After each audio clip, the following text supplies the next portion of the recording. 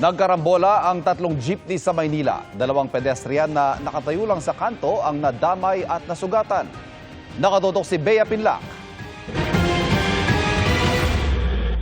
Nabulabog ang bahagi na to ng Taft Avenue Corner Padre Faura Street sa Maynila, pasado alas 8 kagabi. Binangga ng jeep na galing Divisoria at patungong Baclaran ang jeep na galing San Andres at patungong Padre Faura. Nadamay pa pati ang isa pang biyaheng San Andres Padre Faura jeep.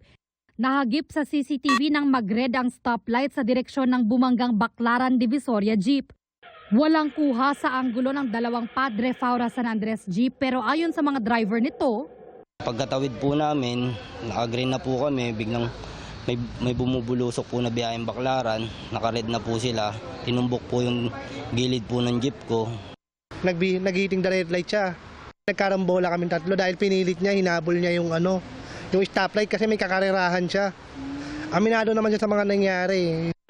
Kita rin sa CCTV ang mahigpit na pagkapit ng pasaherong ito sa tumagilid na jeep. Buti nga po nakakapit siya kasi kung hindi po siya nakakapit baka tumalsik siya palabas. Ang iba pang pasahero nagsibabaan din. Ayon sa pulisya, sugatan ng dalawang pedestrian na nakatayo lang sa kanto ng Padre Faura. Itong isang jeepney ay nawalan ng preno kaya siya nagbiting the red light. Nadamay din yung dalawang pedestrian na nakatayo doon sa may kanto. Nabanggahan na ulo ng jeep ko yun dahil nga sa kawalan ng control. Umilalim siya dahil nga sa lakas ng impact. Agad rin silang dinala sa ospital. Hindi na nagbigay ng pahayag ang driver ng jeep na nagbiting the red light.